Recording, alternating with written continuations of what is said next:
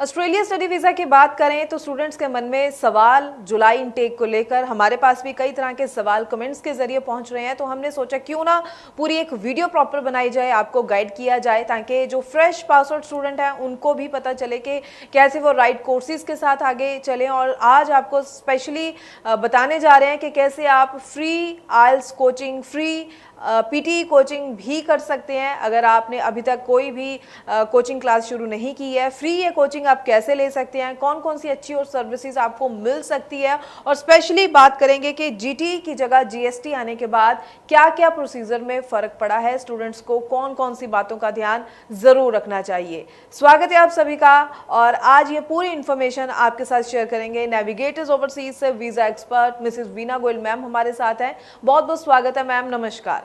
नमस्कार।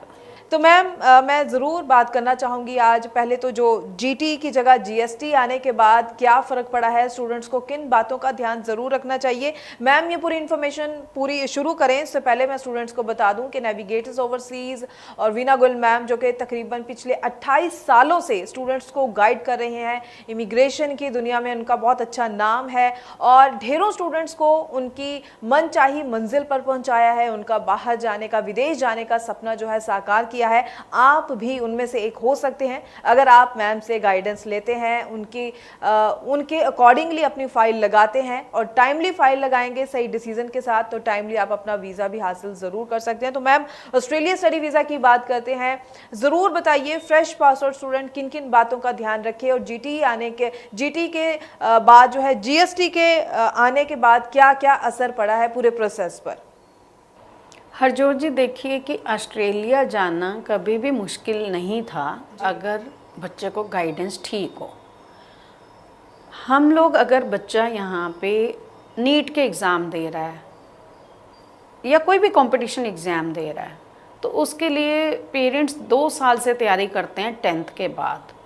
तो क्यों ना बाहर जाने के लिए आप वही 2 साल से पूरी तैयारी करो, तो आपके बच्चे का कभी वीज़ा रिजेक्ट नहीं होगा। आप वीज़ा को बहुत इजी मत लो। आप ये मत सोचो कि हम कागज़ लेके जाएंगे, एजेंट सब कुछ कर देगा, दैट इज़ नॉट पॉसिबल। वो आपके बच्चे के प्रोफाइल में प्रॉब्लम आएगी। आप उसका 10th के टाइम ध्यान रखो। बहुत सारे पेरेंट्स पूछने आते हैं कि क्या सब्जेक्ट्स लेके दें।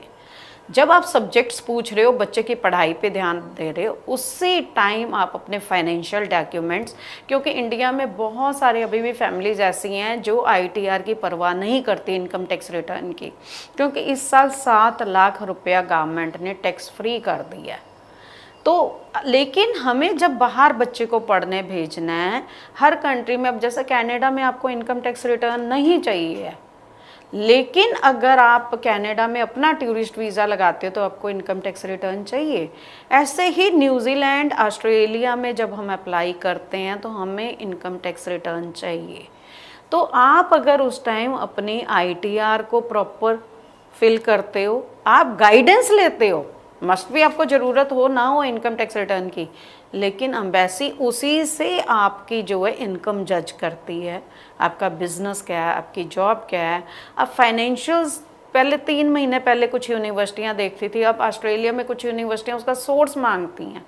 तो यही आपने धीरे धीरे इनकम अपनी सेविंग की, वो बच्चे के नाम पे या अपने अकाउंट्स में जो शो करनी है, तो आपका जो जीटी वाला क्वेश्चन है, जिसको जीटी बोलते थे अब जीएसटी बोलते हैं, नाम चेंज हो गया लेकिन आज भी है वो सेम ही है। यूनिवर्सिटियों ने जीटी ही करनी है, एम्बेसी ने जीएसटी करनी है। तो अब वो फाइनेंशियल डॉक्यूमेंट्स भी जाएंगे, बच्चे का एकेडमिक भी। अगर दोनों चीज़ें आपकी मैच करती हैं तो आपके वीज़ा में कोई प्रॉब्लम नहीं है। अब उसके बाद आपने अपने फाइनेंशियल्स भी मैनेज कर लिए, बच्चे की भी क्वालिफिकेशन ठीक है। अब उसको जो मेन चैलेंज है कोर्स, जो कि हम नीट का एग्ज़ाम क्यों कराते हैं या कंपटीशन, कि वो बच्चा डॉक्टर बने, वो बच्चा इंजीनियर बने।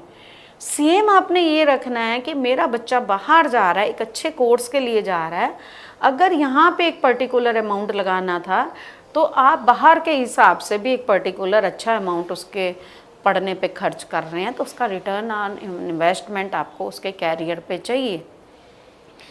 एक अच्छे से अच्छा कोर्स हमें उसको लेके देना। जितना अच्छा कोर्स होगा उतना ही अच्छा आपको रिटर्न ऑन इन्वेस्टमेंट मिलेगा। आज से 4 साल पहले, 5 साल पहले कोई साइबर सिक्योरिटी के बारे में नहीं बोलता था, मैं बोलती थी। हमें स्पेशली 7-8 इयर्स पहले वेस्टर्न ऑस्ट्रेलिया में एडिथ कवन यूनिवर्सिटी ने बुला के ट्रेनिंग दी, जो कि $1 बिलियन गवर्नमेंट से उनको मिला था, क्योंकि वो यूनिवर्सिटी सबसे ज़्यादा साइबर सिक्योरिटी में काम कर रही थी। अब आर्टिफिशियल इंटेलिजेंस आ गया है, ऑटोमेशन, रोबोटिक्स का सारा ज़माना आ गया। गाड़ियाँ जो है रोबोट्स चला रहे हैं, वेयर हाउस में या जहाँ सामान सप्लाई होता है रोबोट्स कर रहे हैं, क्रॉप्स का काम रोबोट्स कर रहे हैं, तो वो सारा ऑटोमेशन पे चल रहा है। इसमें आपका जितना मैकेनिकल इंजीनियर वाले बच्चे हैं उनके लिए ये कोर्सेज बहुत अच्छे हैं। तो हमें कोर्स सिलेक्शन करनी पड़ेगी। जब आपने उसको बच्चे को नॉन मेडिकल ले दिया तो उस टाइम आपका जो है, मतलब बच्चा 11th में या 12th में, तभी से दिमाग में रख लो कि बाहर हमने पर्टिकुलर यूनिवर्सिटी में पर्टिकुलर कोर्स करने जाना है, तभी से आपकी वो चॉइस शुरू हो जानी चाहिए। लेकिन जो बच्चों ने अभी +2 कर लिया, उसके लिए हम आपको गाइड करने बैठे हैं। और जो पेरेंट्स ये प्रोग्राम देख रहे हैं जिनके बच्चे +1 +2 में हैं, वो भी आके हमारे से गाइडेंस ले सकते हैं। अब जो बच्चों ने मेडिकल किया उनके लिए स्पेशली अलग प्रोग्राम्स हैं। उनके लिए जो सबसे ज़्यादा अच्छे प्रोग्राम हैं, आप कभी शॉर्ट टर्म मत सोचो।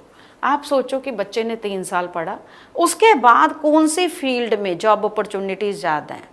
आप खाली पीआर को फोकस मत करो, पीआर तो उसके पीछे भाग के आ जाने हैं जब आपके बच्चे की अगर जॉब अच्छी होगी।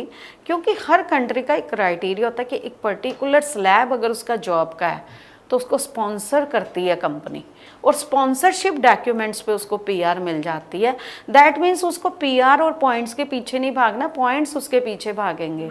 लेकिन अगर आपने प्रोग्राम अच्छा रखा होगा तो हम भी अपनी कंट्री का नाम बनाते हैं बाहर जाके, फिर हम अपनी कंट्री का नाम स्पॉइल नहीं कर रहे। जो पीछे काफ़ी सारे बच्चे कोर्स चेंज कर रहे हैं, शॉर्ट टर्म देख रहे हैं, छोटे छोटे कोर्स कर रहे हैं, यूनिवर्सिटी होपिंग हो रही है, उससे हमारी कंट्री का नाम ख़राब होता है। बेटर है हम अपने बच्चों को इतना कैरियर फोकस करें कि वो अपनी ज़िंदगी में एक अच्छे मुकाम पे पहुँचे। मेरे को याद है आज से 15 ईयर्स पहले जर्मनी की एक यूनिवर्सिटी में मैं गई थी और बच्चों को भेजा था, तो वहाँ के इंटरनेशनल रेप ने बोला था कि first make your childrens honest, अपने बच्चों को ईमानदार बनाइए। और ये बहुत ज़रूरी है, हमें अपने बच्चों को ईमानदार बनाना है, तभी वो अपनी ज़िंदगी एक अच्छी गुजार सकते हैं। बिल्कुल बिल्कुल। और इसके साथ मैं एक और अपडेट करना चाहती हूँ कि जो भी आप हमारे पास कंसल्टेंसी के लिए आते हैं और हम आपकी फ़ाइल लॉन्च करते हैं, और अगर आपने IELTS PT नहीं की है तो वो टोटल हम फ्री ऑफ कॉस्ट कराते हैं। और अगर आपने कर लिया है तो आपका वीज़ा लगने के बाद हम उसकी जो कोचिंग फ़ीस है वो आपको रिफ़ंड करते हैं, जहाँ से भी आपने कोचिंग ली है। ओके जी बिल्कुल। तो ढेर सारी अच्छी अच्छी सर्विसेज आपको मिल रही हैं नेविगेटर्स ओवरसीज से।